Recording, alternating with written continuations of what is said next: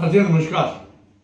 आज हम एक बहुत ही खास बात करने वाले हैं जो कि हम लोगों के डेली यूज की चीज है, कफ लोजेंजेस, जिसको हम भाषा में कफ ड्रॉप भी बोल सकते हैं, या और सिंपल करें तो खांसी के लिए जो लोग मुंह में गोली रखते हैं चूसने के लिए, उनको हम कफ लोजेंजेस बोलते हैं और बहुत ज़्यादा प्रचलन है।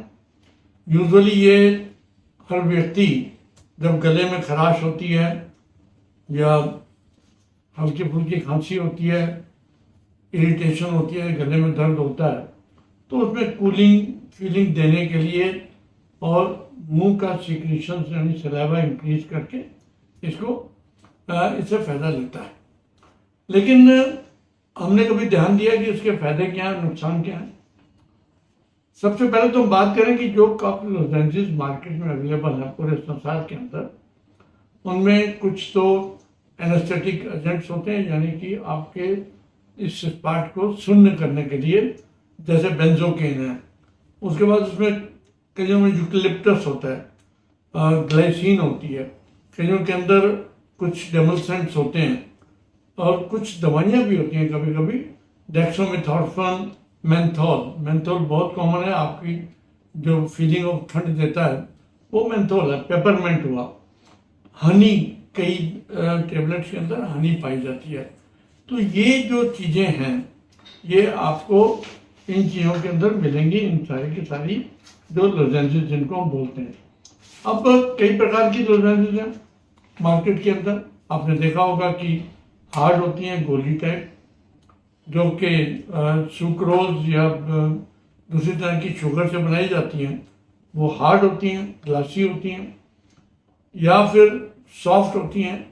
सॉफ्ट वाली जो है उसमें अप्रोप्रिएट जो रिजोल्यूशन का एक सिस्टम बनाया जाता है। और फिर एक तरह की होती हैं च्यूएबल लोजेंजेस, जो कि ग्लिसरीनेटेड जेलेटिन से बनी होती हैं, उनको आप चबा भी सकते हैं। तो अब आपको खांसी हुई, आप केमिस्ट के पास गए, आपने ले ली, तो इसको यूज कैसे करना है, ये सबसे बड़ी बात है। सबसे इसका मेन डिक्टम ये है कि इस गोली को या कफ ड्रॉप को मुंह में रख के स्लोली उसको डिजॉल्व होने दो, मुंह के अंदर ही। उसको चबाना भी नहीं, उसको निगलना भी नहीं, क्योंकि ये गोली जो असर करेगी आपको, जो मुंह का सिक्रीशन है, सलाइवा जिसको बोलते हैं, उसके अंदर मिक्स करके ही आपको फायदा देने वाली है। और इसका लोकल रिएक्शन ही ज़्यादा अच्छा माना गया है। तो ये प्रोडक्ट जो है ये 2-3 घंटे बाद भी कई लोग लेते हैं, लिया जा सकता है। और इसका जो पर्पज़ है कि वो आपको मुंह को सूदन आउट करे, उसमें ठंडक पहुंचाए, आपका दर्द कम करे, और कहीं पर अगर जो मेडिकेटेड वाली हैं वो आपकी खांसी को भी कई प्रकार से कम कर सकता है।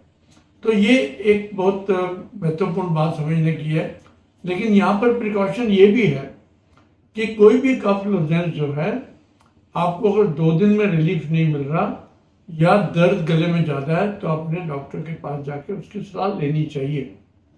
क्योंकि ये जो खांसी कोई भी हो, चाहे बलगम वाली हो, बिना खांसी बलगम की हो, ये सारी की सारी जो खांसियां हैं, कई बार आपके फेफड़े या शरीर के अन्य किसी भाग के अंदर जो बीमारियां हो रही हैं उसका भी इसके अंदर आपको ये एक शो हो सकता है कि उसकी वजह से हो रहा है।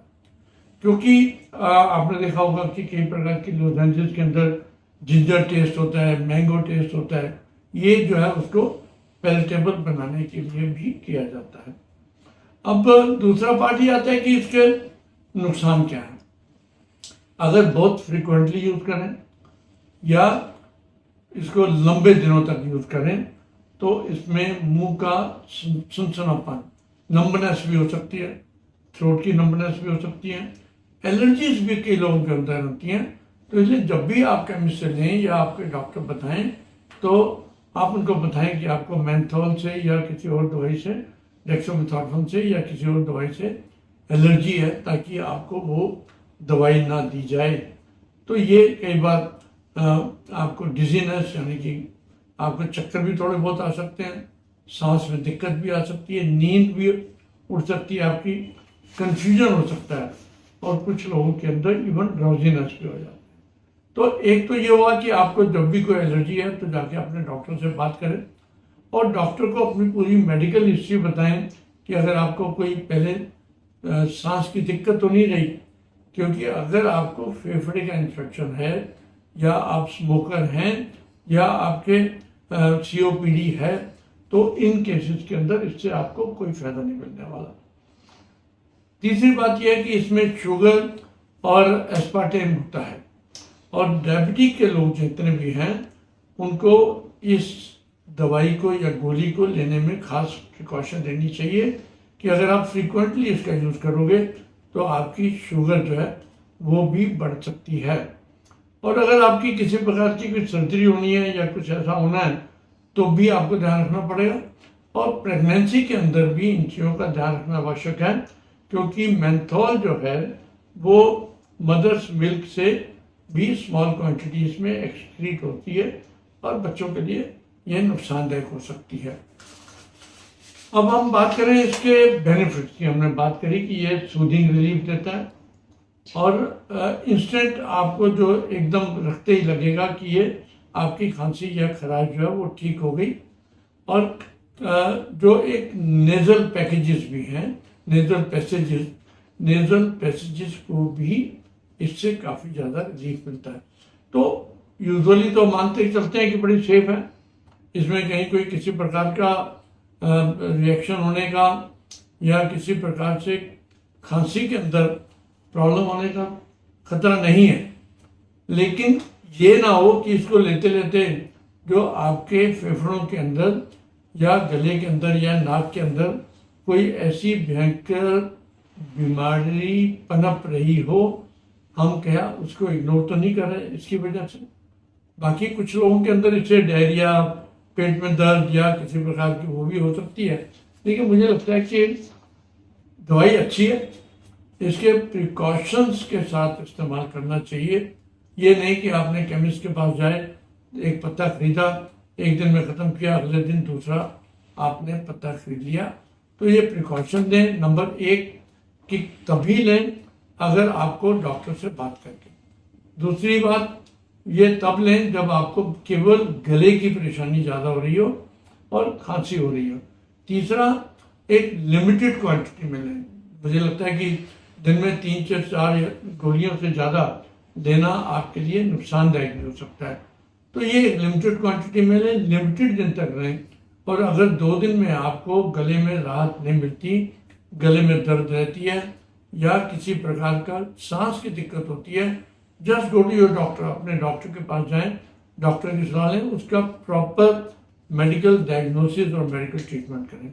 तो मुझे लगता है कि आज की वीडियो आप सबके लिए, हम सबके लिए बहुत ही इफेक्टिव होगी, और हम इसका अपने शेयर करके दोस्तों के अंदर ज्ञान को बांट सकेंगे। बहुत बहुत धन्यवाद। नमस्कार।